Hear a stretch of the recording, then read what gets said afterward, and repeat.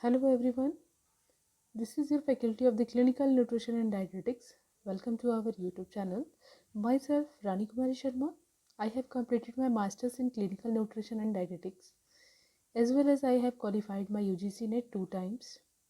In the today's session, we will learn about the contamination which is a part of our syllabus in undergraduations.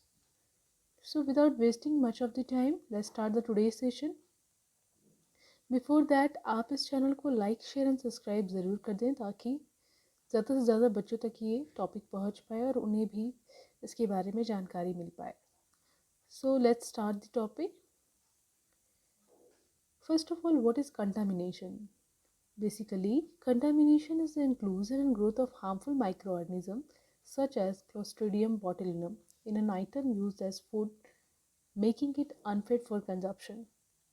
जो भी खाने की चीज़ें होती हैं या फिर कोई ऐसी चीज़ें जो कि यूजुअली हम खाने में ही इस्तेमाल करते हैं, यदि उसमें अगर आपके जितने भी हार्मफुल माइक्रो ऑर्गेनिज्म है जो कि हमें नुकसान कर सकता है, उसका ग्रोथ हो जाए, उसका पनपना हो जाए उसमें, तो वो क्या हो जाता है, खाने के लिए सूटेबल नहीं रहता है.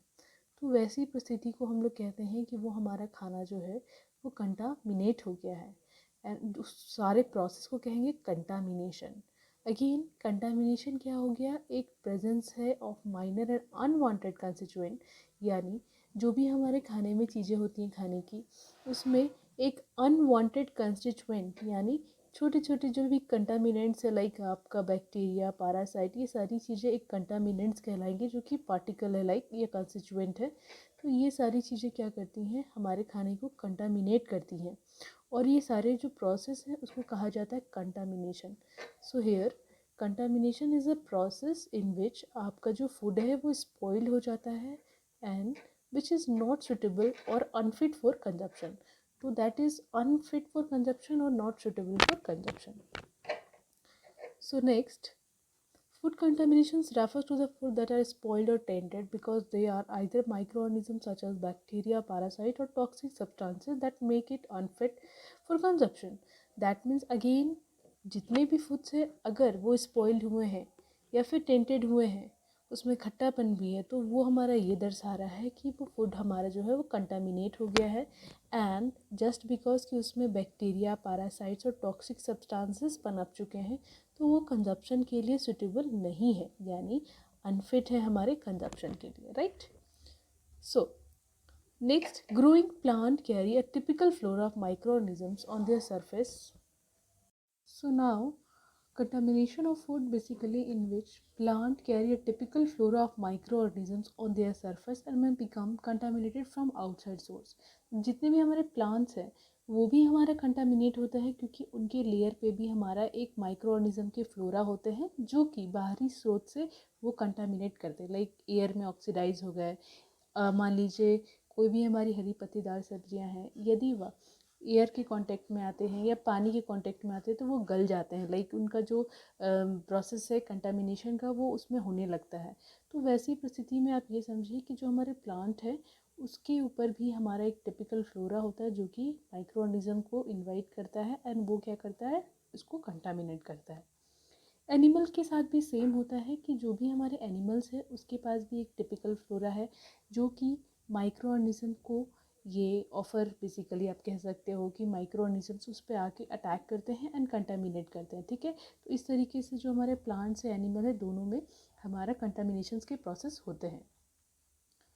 उसके अलावा बात करें तो जो हमारे ह्यूमन बींग्स हैं उनके अंदर भी कई बार ऐसे माइक्रो ऑर्गेनिजम्स होते हैं जो कि इंटरनली क्या करता है, बॉडी को कई बार हरास करता है. तो हमारी बॉडी में क्या होता है, दो तरह के बैक्टीरिया होते हैं, good bacteria as well as bad bacteria. तो ये क्या है, एक काइंड ऑफ बैक्टीरिया ही है क्योंकि हम लोग एक होस्ट है. होस्ट यानी हमारे अंदर माइक्रो ऑर्गेनिज्म पल रहा होता है, लेकिन उसमें कौन से माइक्रो ऑर्गेनिज्म गुड है कौन से बैड है वो जानना बहुत ज़रूरी है. उसके साथ साथ यदि गुड बैक्टीरिया का नंबर ज़्यादा है तब तो वो सही है, परंतु अगर बैड बैक्टीरिया का नंबर ज़्यादा है तब वो फिर हमारा नुकसान दे. सो अब हम लोग बात करेंगे कि सोर्सेज क्या क्या हैं जिसके थ्रू कंटामिनेशंस होते हैं. सो सोर्सेज बेसिकली कौन कौन से हैं उसके बारे में आज हम लोग बात करते हैं point one by one. First one is जो भी हमारे ग्रीन फ्रूट्स एंड वेजिटेबल्स है, ठीक है। तो from green fruits and vegetables से भी हमारे कंटामिनेट जो होते हैं बैक्टीरिया आते हैं उस पर, एंड वो कंटामिनेट करते हैं, तो उससे हमारा कंटामिनेशन प्रोसेस शुरू होता है, क्योंकि वो इन्वायरमेंट को भी अफेक्ट कर रहा है ना। ऐसा नहीं है कि सिर्फ वो एक पार्ट ही है, बेसिकली वो चारों तरफ हमारे इन्वायरमेंट को भी नुकसान कर रहा है। नाउ एनिमल से भी कंटामिनेशन होता है। मान लीजिए कोई डेड एनिमल है, उसमें माइक्रो ऑर्गेनिजम्स आए, वो उसको खाए, एंड वैसी परिस्थिति में हमारा इन्वायरमेंट जो है वो कंटामिनेट हो रहा है। हालांकि वह डेड तो है, परंतु लेकिन जो हमारा प्रोसेस चल रहा है उसमें कंटामिनेशन का वो हमारे इन्वायरमेंट को भी अफेक्ट कर रहा है। उसके अलावा जो भी हमारे कचरे निकलते हैं उससे भी आपका कंटामिनेशन होता है, राइट। तो कंटामिनेशन का एक कारण है जितने भी हमारे वेस्ट हैं।